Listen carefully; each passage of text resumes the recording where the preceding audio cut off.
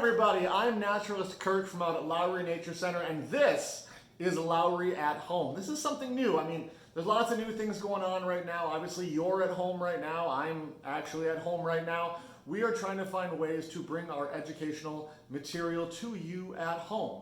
And I know one of the important things during this time is to try to provide some structure to your day, to get on a schedule, get into a routine. We're hoping you will make Lowry at Home part of your daily routine. That's why we're going to be doing this live stream every weekday, Monday through Friday at 10 a.m. So you can have a regular scheduled thing. You can sit down with your family and get some educational content into your day. We're going to have all kinds of different stuff. There's going to be live animals.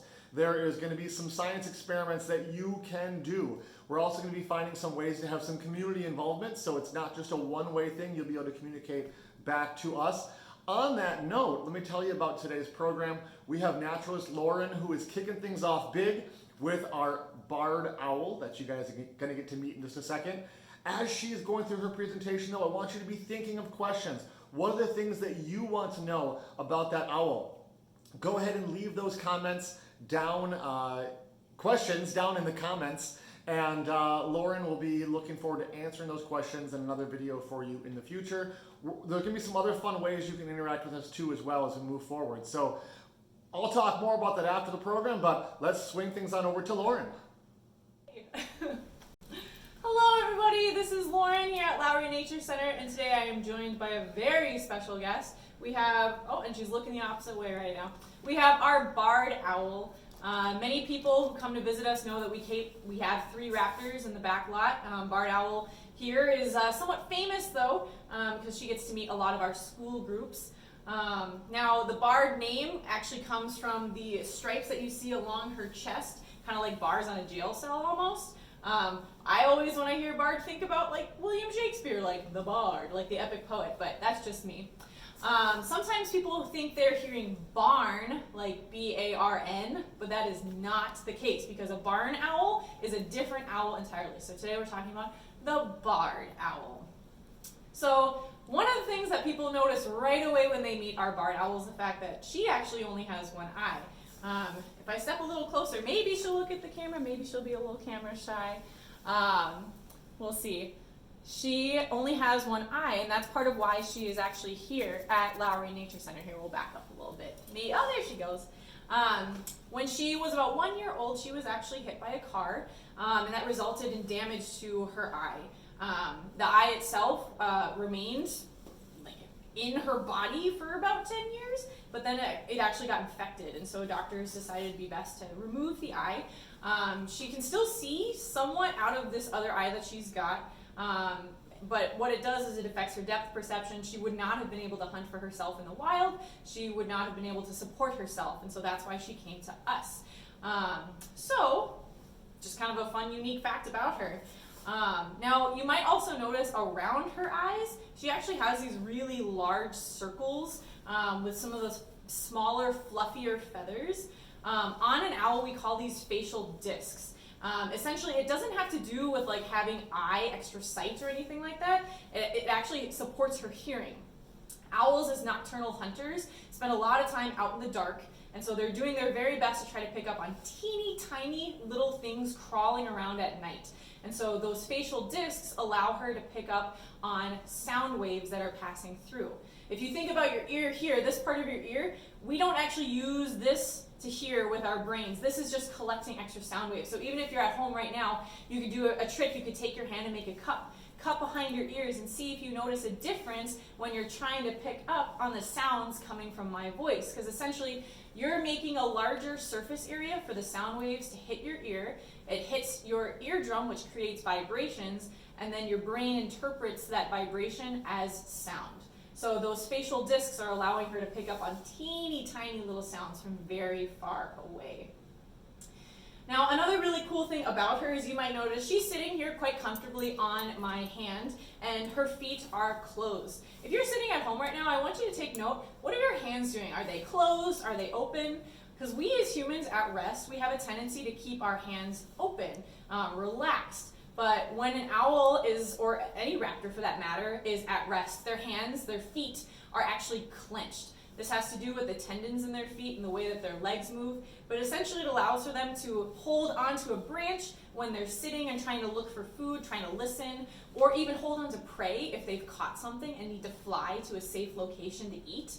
It allows them to not have to worry about whether they're holding or gripping properly. They can just focus on flying or keeping their balance. Now, one of the other cool things about our barred owl is that she is actually, well, she's not, but barred owls this time of year are out nesting. They're some of the very first birds to lay their eggs, especially in the state of Minnesota, barred owls and great horned owls. They nest primarily in tree cavities, just empty holes in trees, because they spend most of their time in the forest. And so mature forest, where you've got like a dead snag tree that's got a big hole in it, is going to be a primary spot, a perfect spot for a barred owl to lay their eggs. They lay 1 to 5 eggs-ish. Takes about a month to sit on those eggs to incubate them, and then when the eggs are hatching, the fledglings are going to be out. They're going to be starting to learn how to fly, and they're going to be starting to be a little more active. So while this time of year, we assume that owls are nocturnal all times of year, but this time of year, some of these barred owls are actually active during the day. You can hear them calling. The barred owl, for example, has that "who cooks for you" sound, the "hoo hoo hoo hoo." So you can hear that going through the forest, which is a really kind of a fun thing to pick up on. And sometimes you'll even see them sitting or flying around through those trees. So we recommend that if you're actually looking for something to do, maybe you're a little stir crazy, need to get outside, you can come to our trails and maybe see if you can find one of the barred owls hanging out. We've had a couple who've been spending time outside the nature center in the forest. And if you don't have any luck, she's still here sitting outside in the mew. This morning she was soaking up some sun. So come out and say hello to our barred owl.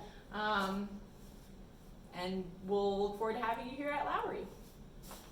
Back to Kirk.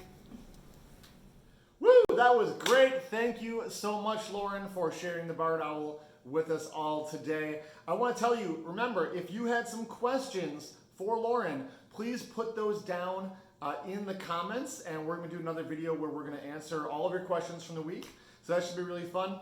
What else is coming up this week? Remember, if you're just joining us in the middle of this is a live stream we are doing every Monday, Tuesday, Wednesday, Thursday, and Friday at 10 o'clock. So put it on your calendar, set a reminder to come back with your family for more content. Tuesday and Wednesday of this week, we're going to be talking about maple syrup and how we're making maple syrup out of the Nature Center. Thursday, I'm going to be doing a science you can do in your kitchen with your family. And then on Friday, Lauren is going to be back with yet another live animal. So we've got a lot of fun stuff going on. Speaking of though, if you were some of the very first people to tune in, we have about a 5-minute countdown to the episode, and you saw a static image of a tree in the background. We want to change that up. We want to see your pictures. You know, you don't have to be trapped inside. They're recommending everybody get outside, go for a walk, go to the park, socially distance yourselves outside. You know, Carver Park is huge. There's lots of room to roam around. And I want you to bring your camera, take some photos. Send us your photos. Send them to LowryNC at 3riversparks.org to that email address. I'll put that address down in the comments. Send your great photos to that address. We are going to put your photos into that pre-roll so you can see your photos in the background during the countdown. I'm so excited to see what cool things you are finding. Look for some of those signs of spring out there, sort of get us thinking about summer. Look for those signs of spring, snap some photos and send them to us so we can put them in there and you can see your photos as part of this community project we're doing. Thank you so much, everybody, for tuning in. I look forward to seeing you tomorrow at 10 a.m. where we're going to learn about maple syrup. I'm so excited. But thanks for stopping by Lowry at Home.